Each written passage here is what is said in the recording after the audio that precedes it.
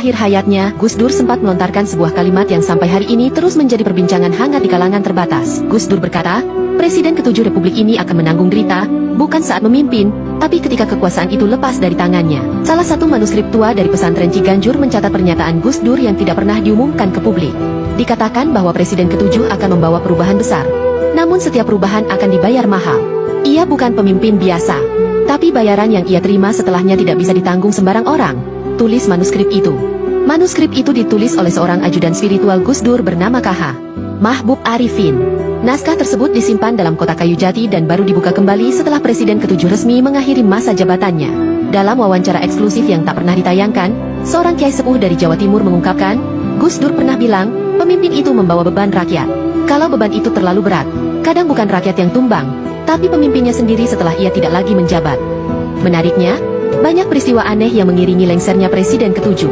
Mulai dari burung gagak yang bertengger di tiang bendera rumah dinas, hingga hujan petir tak biasa yang turun di siang bolong saat acara perpisahan resmi kenegaraan. Sebagian menyebut itu hanya kebetulan, namun para ahli spiritual menyebut itu sebagai tanda langit. Sebuah catatan dari Gus Nuril, salah satu sahabat Gus Dur, menuliskan bahwa Gus Dur pernah berkata lirih saat sakit di Mesir. Yang ke-7 itu anak zaman, tapi zaman akan menelannya bila ia tak kuat berdiri sendiri. Presiden ke-7 dianggap sebagai pemimpin yang diuji oleh semesta, bukan hanya oleh rakyatnya. Maka tak heran jika derita datang setelah kekuasaan lepas dari tangan. Gus Dur memang telah tiada, tapi kata-katanya hidup, terus mengalir dalam lorong-lorong sunyi sejarah bangsa. Ia tidak pernah menyebut nama, tapi petunjuknya begitu jelas, nyaris seperti gambaran yang ditulis dari masa depan. Gus Dur pernah menyampaikan bahwa jabatan presiden bukan hanya soal urusan negara, tapi juga menyangkut hubungan vertikal antara manusia dan langit.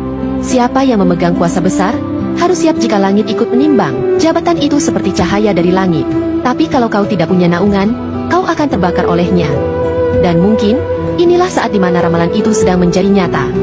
Di sebuah pesantren tua yang terletak di lereng Gunung Raung, Mbah Nur Salam. Usianya sudah di atas 90 tahun. Suatu malam, ketika para santri sedang menyiapkan pengajian, ia tiba-tiba memanggil mereka dan berkata dengan nada lirih namun tegas, Gus Dur sowan dalam mimpi. Beliau membawa pesan tentang pemimpin bangsa yang sedang diuji. Para santri pun terdiam. Ketika ditanya siapa pemimpin yang dimaksud, Mbah Nur hanya berkata, yang ke-7. Sudah waktunya ia dibersihkan. Menurut pengakuan Mbah Nur, dalam mimpi itu Gus Dur tampak duduk di sebuah kursi rotan, mengenakan sarung dan peci putih. Ia hanya berkata satu kalimat pendek, Wong kui bakal oleh balasan sakwi selungguh, dudu mergo salah, tapi mergo jaman. Orang itu akan mendapat balasan setelah turun, bukan karena kesalahan, tapi karena zaman. Gus Dur, menurut tafsir Mbah Nur, tidak sedang mengutuk atau menghukum. Ia hanya menyampaikan bahwa Presiden ke-7 telah membawa perubahan besar. Namun perubahan itu menimbulkan gelombang balik yang kini menghantam dirinya sendiri. Ini bukan hukuman, tapi proses penyelarasan. Beberapa dari mereka menyimpulkan bahwa penderitaan yang dialami sang mantan presiden bukan akibat dari dosa pribadi, melainkan karena membawa beban sejarah, beban bangsa, dan tekanan energi zaman yang sangat besar. Salah satu santri, Fakih, bertanya kepada Mbah Nur, apa yang harus dilakukan oleh pemimpin itu sekarang? Mbah Nur menjawab pelan, diam, menyendiri, berdoa kepada Yang Maha Kuasa. Hanya dengan pasrah total, tubuhnya bisa selamat dari beban itu. Menurut Mbah Nur, jika sang presiden ke-7 mampu menerima keadaan ini sebagai proses ruhaniah, maka tubuhnya akan sembuh perlahan.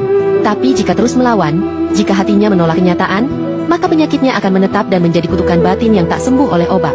Gus Dur, menurut Mbah Nur, sedang menjadi jembatan antara dunia fana dan akhirat, antara kekuasaan dan kesadaran. Maka pesan yang dibawanya lewat mimpi itu bukan hanya untuk sang mantan presiden, tetapi juga untuk seluruh rakyat Indonesia, bahwa kekuasaan tak bisa dipisahkan dari tanggung jawab spiritual. Apapun yang sedang terjadi, satu hal yang diyakini oleh mereka yang paham ilmu firasat, tidak ada yang kebetulan di dunia ini. Setiap pemimpin membawa amanah, dan setiap amanah pasti ada harga yang harus dibayar.